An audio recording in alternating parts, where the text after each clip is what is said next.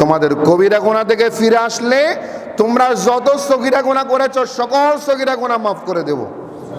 আল্লাহু আকবার বলেন। কবিরা গুনাহ থেকে ফিরে আসলে তওবা করলে সগীরা গুনাহ অটোমেটিক, বলেন সগীরা গুনাহ অটোমেটিক অটো মাফ।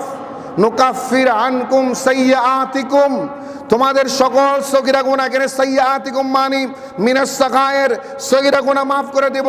যখন তোমরা কবিরা গুনাহ থেকে মুক্ত হয়েছো, বিরত হয়েছো, তওবা করেছো, আমি আল্লাহ তোমাদেরকে সগীরা গুনাহ থেকেও ছোট ছোট পাপ করেছিলাম, ছোট ছোট মনেরও জানতে গুনাহ করেছিলাম, ছোট পাপ করেছিলে যেগুলো কবিরা গুনাহ নয়, ওই গুনাহগুলো আমি আল্লাহ তোমাদের মাফ করে দেব, তোমাদের মুক্ত করে দেব।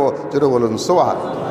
রব্বুল ইরশাদ করলেন ওয়ানুদখিলকুম মুদখালান কারীমা, শুধু তোমাদের তওবা কবুল করব তা নয়, সগীরা গুনাহ মাফ করব তা নয়, ওয়ানুদখিলকুম আমি তোমাদের প্রবেশ করাবো মুদখালান কারীমা সম্মানজনক স্থান তথা জান্নাতে। সুবহানাল্লাহ। যখন আমি তওবা করব, কবিরা গুনাহ মাফ হলো, সগীরা গুনাহ মাফ করলেন কে? আল্লাহ। তখন আমি আপনি নিষ্পাপ হয়ে গেলাম, তখন আমাদের ঠিকানা হবে কোথায়?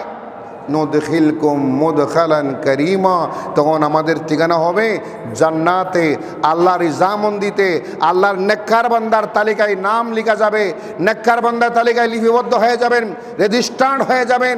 যখন নেককার বান্দার তালিকায় নাম রেজিস্টার্ড হয়ে যাবে, তখন আপনার আমার মওত হবে আসান। সুবহানাল্লাহ।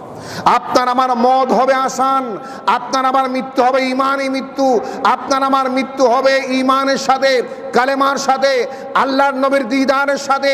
সেই মৃত্যুটা হয়ে যাবে জান্নাতে যাওয়ার একটা উসিলা হিসেবে, একটা ছোট্ট একটা উসিলা হয়ে যাবে।